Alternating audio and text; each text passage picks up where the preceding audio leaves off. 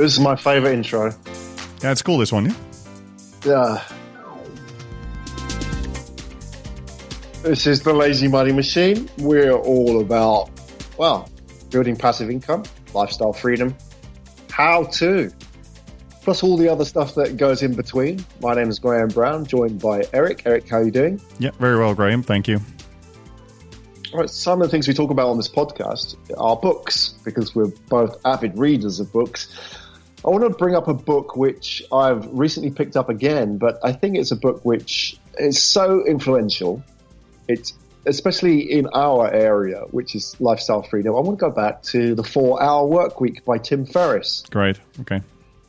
And if you've read our book, The Lazy Money Machine, you'll notice some of the themes in there have been sort of continuations and building upon what Tim Ferris has already started. And you've got to go way back to 2007 or 2008 when Tim Ferris published The 4-Hour Workweek. I want to pick a quote from The 4-Hour Workweek and I want to ask Erik what it means. Okay. Because we've used something very similar in our book. And Tim Ferris says this: people don't want to be millionaires. They want to experience what they believe only millions can buy. What does that mean? Okay. Yeah, so I think this is a very very good statement, because it makes you think, right? And it makes you think about the importance of money. And I think also the way that we talk about it in the book as well is that usually it's better. It's better to think, I'll be happy when I have $1 million or $2 million or $3 million. That's an easy way to look at things. But it's much better, I think, to look at it that I'll be happy if I can do certain things, if I can afford to do certain things in life. And then look at, okay, how much does that really cost? And the millionaire lifestyle is not costing you the millions that you think it might cost you. Maybe we talk a bit more about that today. In the book, yeah. I mean, that millionaire lifestyle, you can have that for a lot less, can't you? I mean, it goes back to our last podcast. In the last podcast, we asked the question, the last episode, we asked, what if you could achieve your 10-year goals in the next 6 months? And it's similar with the millionaire lifestyle, isn't it? What if you could live that lifestyle without having to wait decades to get $1 million, right? Yeah, absolutely. And I think you need to think very broadly if you ask these questions about your lifestyle. It's, the kind of climate you would like to live in, the kind of activities you would like to do, the kind of luxury you would like to have around you. And once you start thinking about that, at least in my opinion, I mean, you don't end up with 20 race cars and 10 watches. You end up with different things. You end up with clean air. You end up with being able to go outdoors, being able to cycle to work. It could be a variety of things. But once you start specifying what your millionaire or your $1 million lifestyle looks like, very often you go beyond the material and you go into the experiences that we can have. When you started out as a business owner, and I know your business grew very quickly and in some ways uncontrollably, you had the problem, a good problem, of having too much revenues and growing too fast, right? So did you ever have that conversation with yourself or maybe with your wife or whatever, and you sat down and thought, this is what I want to do. I want to sell this business and we want to sail off into the sunset and we're going to make X million and all that kind of stuff. Did you have that kind of conversation with yourself, dreaming up that millionaire lifestyle? Because for you, it was very realistic. It was going to happen, right, with your business. Yeah, I was on a path whereby I basically would never have to work a day in my life anymore. So that all came to a screeching halt. It didn't happen exactly the way I planned it back then. But I think because it happened so fast, I wasn't really thinking about the consequences and about, okay, when I retire, I'm going to do this, that, and this. Where I was basically quite... I had my feet on the ground, I think, in this case. And I didn't, I never really changed a whole lot in my lifestyle when my income changed. I mean, I'm still, careful with what I spend on holidays and on traveling and on luxury. I don't buy many luxury items. So I sort of never thought, okay, I'm going to make the step up and buy the Ferrari or something like that. I never had that idea or plan. Did you focus more on, even at a younger age, were you thinking about things like experiences and so on? Or no, I think that comes with age in my case. I mean, being in the rut of studying, learning, having a job, I think at that point I never really thought that through. But then when I get a bit older, yes, definitely. And the one thing though that we did decide is that when money was available, we basically left for 6 months and went traveling. And I know you've done that, right? And that was, and that has completely screwed up everybody's mind, including my own. You know, now we're like, okay, what's the next thing we can do that is similar to this? You know. Just going away and traveling. We were for 6 months in Europe and in the US, and that homeschooling the kids. I mean, that's the kind of once in a lifetime experience that I would like to have a lot more of now. Right.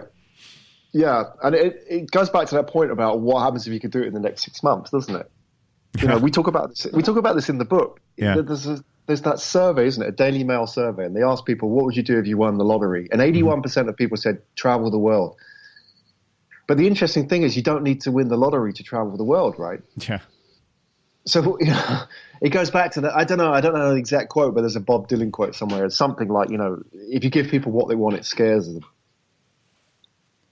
I don't know what it is. Somebody's going to pull me. A Bob Dylan fan listening to this podcast would better tell me, right? But, it's kind of, we dream of these things and we keep them as dreams because if somebody could give you that now, you'd run away. But you keep dreaming about these things because it keeps us in this comfort zone where we know that we'll never actually have to achieve these things, right? There'll always be a get out clause. Why didn't you? It's like when people talk about the millionaire lifestyle. Well, why didn't you achieve that? I didn't have $1 million. Well, if somebody says to you, you don't need $1 million, you just need to get up and do this stuff, right? Yeah, so true. I think that's the scary part, isn't it? That people realize actually you don't need to chase. You don't need to roll the dice on this and gamble on it. You can do it right now, but that's what scares people. It's not a fact that you have to have the money in the bank. It's just you have to have the willpower to get up and do this stuff, right? And I think that's what Tim Ferris is talking about. People don't want to be millionaires, but they want what millions could buy or what they believe it could buy. Yeah, it's strange. I mean, especially like the 6 month trip that I've done, I've heard anybody that I speak to almost without exception says, "Oh, I wish I could do that." That's exactly the words that they say. Always they say that. So then my question to them is quite simple. First of all, if you really calculate what it costs you to travel for 6 months, and I did that in my case, I was able to get a discount on my school fees that I had to pay. That was my big expense. And if I wished, I could have rented out my house. Now, I didn't do that because I didn't want to rent out my house. But if the way I did it now, almost half of my expenses were covered because I didn't have to pay the school fees. And the other half I could have gotten back if I had rented out my house. It could have been a zero-sum game. Could have been a break-even thing for me. Now, then you talk about time, and that's the other consideration a lot of people have. Yeah, but I have a job. I said, okay, but if you're a contract worker, and a lot of expats here in Indonesia, they work for a couple of years here, a couple of years there. I said, why don't you negotiate the next time you are in this situation? Why don't you negotiate a 6 months break? I'll start my next job 6 months after I finish my previous job. You're certain of a new job. You just have 6 months that you need to cover. Make sure you have enough savings to cover the 6 months. You can do exactly what I did. So then I wish I could do that is something that, it's a question whereby I don't think enough thought is being given into what is actually possible. Oh, that's the reason why. Well, one of the drivers why we set up that group, wasn't it? I mean, the Facebook group is because it allows people to know what is possible. Yes. Because unless you're surrounded by those people who are doing this stuff, you don't know what possible is. You just think what possible is what you get from the TV, right? So that's the point, isn't it? It's that, actually you can do that. You can do like Erik and fuck off for 6 months, right? But for most people, they think it's impossible. Well, no, I can't do that because everybody around me isn't doing that. Yeah, or another consideration is, but what if the school results of my children go down?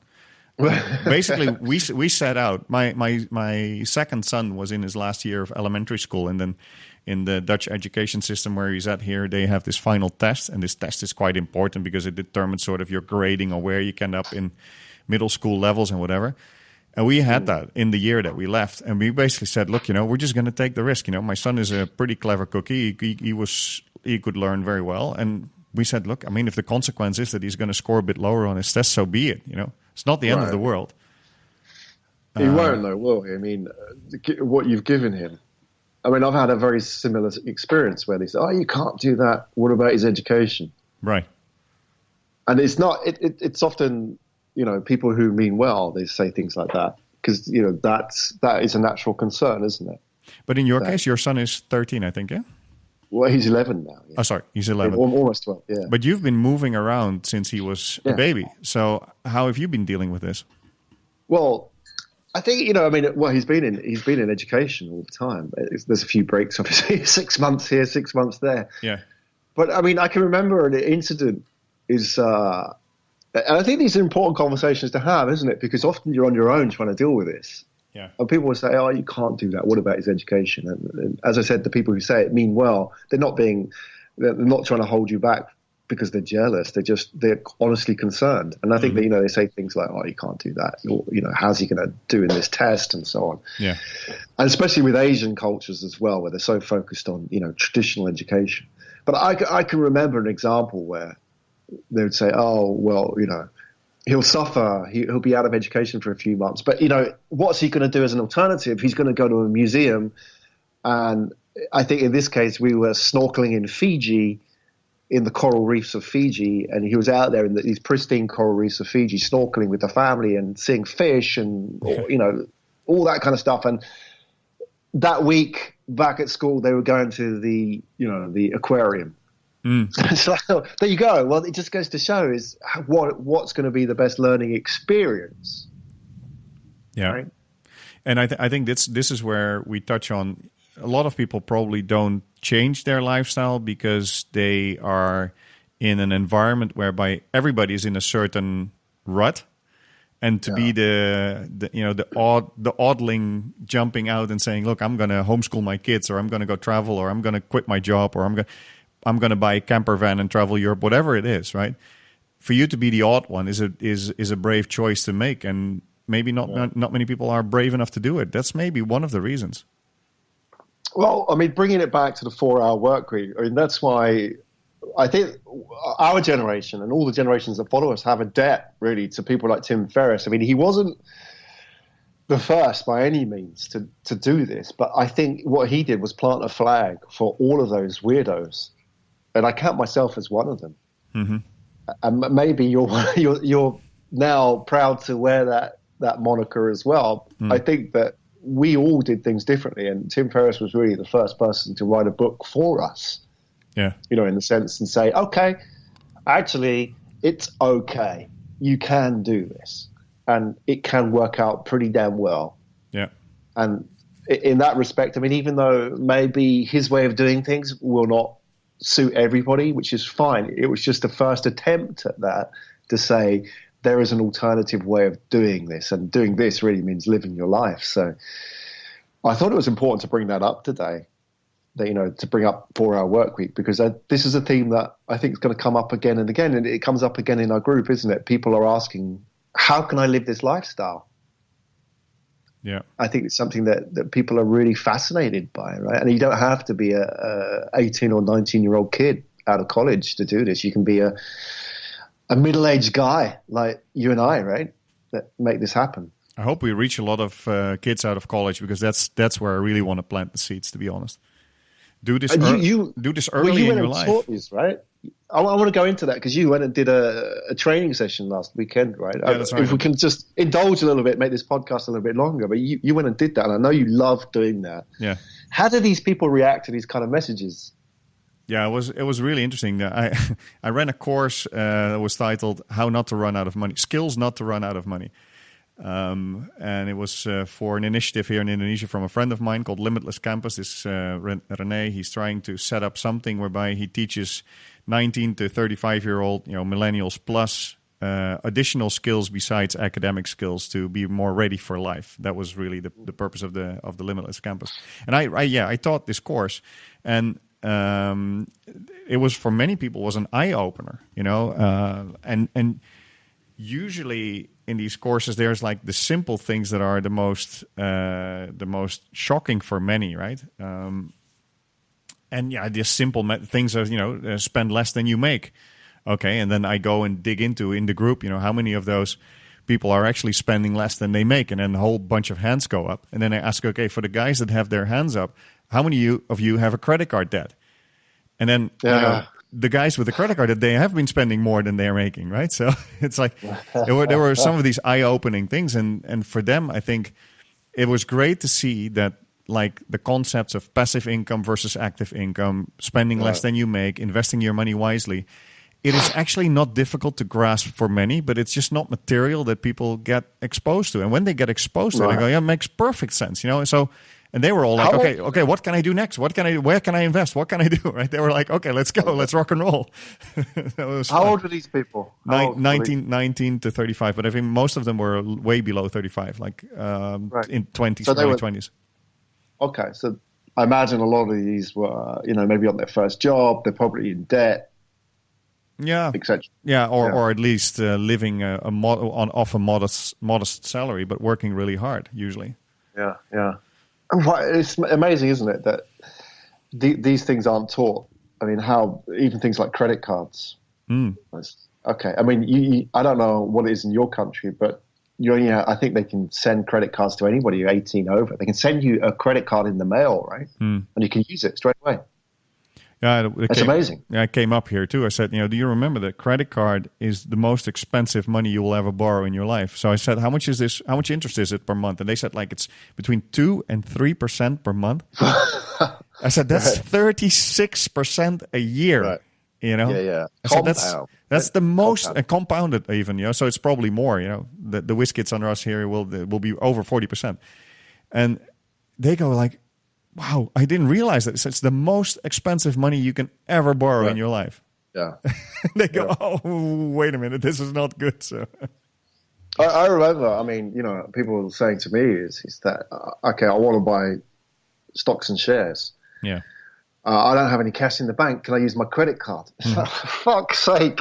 Like, it just goes to show, isn't it, how people think is that they think it's free money. To go and buy stocks and shares, you're going to be really lucky to find a stock that can return 40, 50% a year, guaranteed. Yeah. It doesn't exist. No, it doesn't exist. So you're borrowing, let's say you take $1,000 out on your credit card. I'm sure this is how those young people were thinking. Like, you could take $1,000 out on your credit card, put it into the stocks. Like, you make all this money on the stocks, and you can pay back the credit card. And that's how people are thinking, right? And nobody has sat down with them and said, hey, look, this is the reality. The reality is, if you just pay back on your credit card the minimum amount, I think, whatever it is, it's like the 1 or 2% on the balance. I think somebody's worked this out, hasn't it? It takes you 2,000 years or something to pay it off. It's just, I don't know how it works out. Something silly like that, because the credit card companies have got people in the bind. They know that that's how it works out. They can make money out of you forever and a day. Yeah. Because a lot of people won't pay their debts off, right? Yeah. They will always have a certain amount in debt on their cards, on their credit cards. So, how did we get into this? We started talking about millionaires and experiences. Yeah. So we got digressed a little bit maybe, but yeah, relevant, the lifestyle that you want is more important than the $1 million, and postponing it because you think you need $1 million is a bit silly. I think look at what you can do now. What lifestyle do you want, and what would you need to do that? That's the way to look at things, I think. Right. And nobody teaches this stuff. I think that's what we're talking about. The basics. To achieve that, you need to be financially savvy, don't you? I think the only people that teach that kind of stuff, Robert Kiyosaki, Rich Dad, Poor Dad, go and read it. And Tim Ferris, The 4-Hour Workweek. I know Erik's big on the classics. I would put those two into the classics. Whether you really, like the tone of the books or whatever, I think the key messages of those books are very powerful. So that would be my recommendation today. I'm sure Erik's going to bring up a few more classics in coming podcasts that you absolutely must read. if you want to achieve lifestyle freedom. This is the Lazy Money Machine podcast with Graham Brown and Erik ten Haver.